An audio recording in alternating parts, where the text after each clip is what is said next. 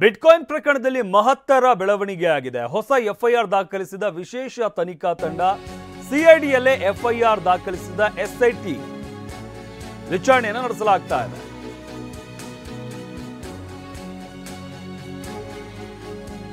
ಹೊಸ ಎಫ್ಐಆರ್ ಅನ್ನು ದಾಖಲಿಸಲಾಗಿದೆ. ಸಿಐಡಿಯಲ್ಲೇ ಎಫ್ಐಆರ್ ದಾಖಲಿಸಿರುವಂತಹ ಎಸ್ಐಟಿ ವಿಚಾರಣೆಗೆ ಹಾಜರಾಗಿದ್ದವರನ್ನೆಲ್ಲ ಎಸ್ಐಟಿ ವಶಕ್ಕೆ ಪಡ್ಕೊಂಡಿದೆ. ಈವರೆಗೆ ನಡೆದಿರುವಂತಹ ತನಿಖೆ ಆಧಾರದ ಮೇಲೆ ಎಫ್ಐಆರ್ ಅನ್ನು ದಾಖಲಿಸಲಾಗಿದೆ.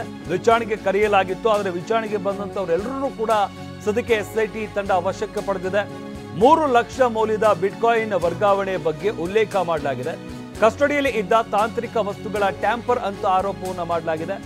ವಿಚಾರಣೆಗೆ ಹಾಜರಾಗುವಂತೆ ಸೂಚಿಸಿದ್ದಂತ ಎಸ್ಐಟಿ ತಂಡ ಆಗಿನ ಸಿಸಿಬಿ ಅಧಿಕಾರಿಗಳು, ಪೊಲೀಸ್ ಅಧಿಕಾರಿಗಳ ವಿಚಾರಣೆಯನ್ನು ನಡೆಸಲಾಗ್ತಾ ಇತ್ತು. ಹೊಸ ಎಫ್ಐಆರ್ ದಾಖಲಾದ ಬಳಿಕ ವಿಚಾರಣೆಗೆ ಬಂದಿದ್ದವರನ್ನ ಸದ್ಯಕ್ಕೆ ಎಸ್ಐಟಿ ವಶಕ್ಕೆ ಪಡೆದಿದೆ. ವಿಶೇಷ ತನಿಖಾ ತಂಡ ಇವರೆಲ್ಲರನ್ನೂ ಕೂಡ ವಶಕ್ಕೆ ಪಡೆದಿದೆ. ವಶದಲ್ಲೇ ಇಟ್ಕೊಂಡಿರುವ ವಿಶೇಷ ತನಿಖಾ ತಂಡದ ಅಧಿಕಾರಿಗಳು ಸದ್ಯಕ್ಕೆ ವಿಚಾರಣೆಯನ್ನು ನಡೆಸಲಾಗ್ತಾ ಇದೆ.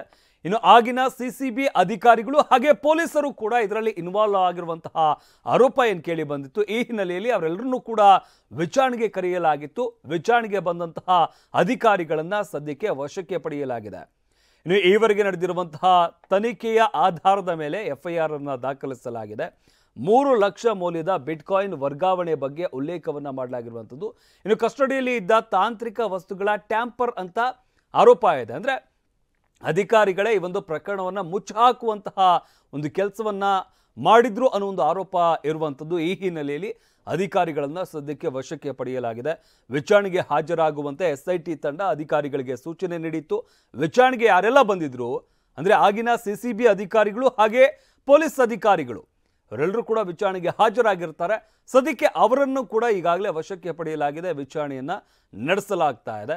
ಏನೋ ಅವ್ರನ್ನ ಬಂಧಿಸುವಂತಹ ಸಾಧ್ಯತೆ ಕೂಡ ಇರುತ್ತೆ. ಕೋರ್ಟ್ ಮುಂದೆ ಹಾಜರುಪಡಿಸ್ಬೋದು. ಅಕಸ್ಮಾತ್ ಏನಾದರೂ ಈ ಒಂದು ಪ್ರಕರಣದಲ್ಲಿ ಆರೋಪ ಏನು ಕೇಳಿ ಬರ್ತಾ ಇದೆ, ಇದರಲ್ಲಿ ಅವರು ಇನ್ವಾಲ್ವ್ ಆಗಿದ್ರು ಅಂತಂದರೆ ಅಥವಾ ಅದಕ್ಕೇನಾದರೂ ಸಾಕ್ಷ್ಯಾಧಾರಗಳು ಇತ್ತು ಅಂತಂದರೆ ಅವ್ರನ್ನ ಬಂಧಿಸುವಂಥದ್ದು ಅಥವಾ ಮುಂದೆ ಏನು ಕ್ರಮ ತೆಗೆದುಕೊಳ್ಬೇಕು ಅನ್ನೋ ವಿಚಾರಕ್ಕೆ ಸಂಬಂಧಪಟ್ಟಂತೆ ಎಸ್ಐಟಿ ಅಧಿಕಾರಿಗಳು ಮುಂದಿನ ತೀರ್ಮಾನವನ್ನು ತೆಗೆದುಕೊಳ್ತಾರೆ. ಕೋರ್ಟ್ ಮುಂದೆ ಹಾಜರುಪಡಿಸುವಂತಹ ಸಾಧ್ಯತೆ ಕೂಡ ಇರುವಂಥದ್ದು.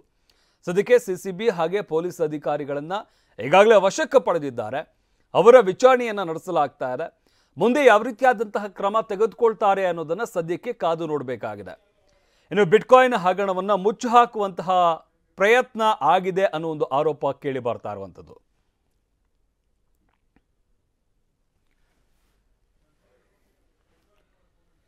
ಈ ಬಗ್ಗೆ ಮತ್ತಷ್ಟು ಮಾಹಿತಿ ನೀಡುತ್ತಾರೆ ನಮ್ಮ ಪ್ರತಿನಿಧಿ ಪ್ರಜ್ವಲ್. ಸಿಸಿಬಿ ಹಾಗೆ ಪೊಲೀಸ್ ಅಧಿಕಾರಿಗಳನ್ನ ವಿಚಾರಣೆಗೆ ಕರೆದು ಸದ್ಯಕ್ಕೆ ಈ ಬಿಟ್ಕಾಯಿನ್ ಹಗರಣಕ್ಕೆ ಸಂಬಂಧಪಟ್ಟಂತೆ ಅವ್ರನ್ನ ಈಗ ವಶಕ್ಕೆ ಪಡೆದಿದ್ದಾರೆ ಅಂತ ಹೇಳಲಾಗ್ತಾ ಇರುವಂಥದ್ದು. ಏನು ಆರೋಪ ಇವ್ರ ಮೇಲೆ ಕೇಳಿ ಬಂದಿರುವಂಥದ್ದು, ಸದ್ಯಕ್ಕೆ ಮುಂದೆ ಯಾವ ರೀತಿಯಾದಂತಹ ಕಾನೂನು ಕ್ರಮಗಳಾಗುತ್ತೆ?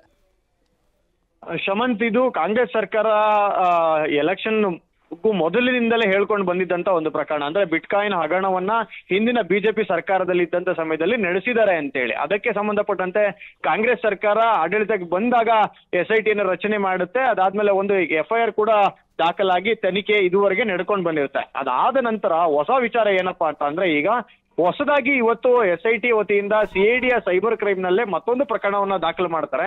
ದಾಖಲು ಮಾಡೋದಕ್ಕಿಂತ ಮೊದಲು ವಿಚಾರಣೆಗಾಗಿ ಬನ್ನಿ ಅಂತ ಹೇಳಿ ಈ ಹಿಂದೆ ಎಸ್ಐಟಿ ಯಾರ್ಯಾರನ್ನೆಲ್ಲ ವಿಚಾರಣೆಯನ್ನ ಮಾಡಿತ್ತೋ ಅಂತ ಅಧಿಕಾರಿಗಳು, ಅಂದ್ರೆ ಬೇಸಿಕಲಿ ಇವರೆಲ್ಲರೂ ಕೂಡ ಈ ಹಿಂದೆ ಬೊಮ್ಮಾಯಿ ಅವರ ಸರ್ಕಾರದ ಇದ್ದಂತ ಸಮಯದಲ್ಲಿ ಇವರೆಲ್ಲರೂ ಈ ಸಿಸಿಬಿಯಲ್ಲಿ ಕೆಲಸವನ್ನ ಮಾಡಿದ ಕರ್ತವ್ಯನ ನಿರ್ವಹಿಸಿದಂತ ಪೊಲೀಸ್ ಅಧಿಕಾರಿಗಳು, ಇನ್ಸ್ಪೆಕ್ಟರ್ಗಳಿದ್ದಾರೆ, ಮತ್ತೆ DSPಗಳಿದ್ದಾರೆ, ಮತ್ತೆ ಒಂದಷ್ಟು ಜನ ಆಗ ಸೈಬರ್ ಎಕ್ಸ್ಪರ್ಟ್ಸ್ ಗಳಾಗಿ ಸಹಾಯ ಮಾಡದಂತ ತನಿಖಾಧಿಕಾರಿಗಳಿಗೆ ಸಹಾಯ ಮಾಡದಂತ ವ್ಯಕ್ತಿಗಳು ಇದ್ದಾರೆ. ಇವರೆಲ್ಲರನ್ನೂ ಸಹಿತ ಇವತ್ತು ವಿಚಾರಣೆಗೆ ಬನ್ನಿ ಅಂತೇಳಿ ಕರೆಸಿದ ನಂತರದಲ್ಲಿ ಈ ಹೊಸದಾಗಿ ಇನ್ವೆಸ್ಟಿಗೇಷನ್ ನಲ್ಲಿ ಕಂಡು ಬಂದಿರೋದೇನಂದ್ರೆ ಸುಮಾರು 3,60,000ಕ್ಕೂ ಹೆಚ್ಚು ಮೌಲ್ಯದ, ಅಂದ್ರೆ ರೂಪಾಯಿ ಮೌಲ್ಯದ ಬಿಟ್ಕಾಯಿನ್ಗಳು ಸಿಕ್ಕಿದೆ. ಅಂದ್ರೆ ಸಮಥಿಂಗ್ ಲೈಕ್ 0.5 or 0.3 ಈ ಹಂತದ ಒಂದಷ್ಟು ಬಿಟ್ಕಾಯಿನ್ ಮಾತ್ರ ಟ್ರಾನ್ಸಾಕ್ಷನ್ ಆಗಿರುವಂತದ್ದು ಸಿಕ್ಕಿದೆ ಅನ್ನೋದು ಒಂದು ಅಂಶ.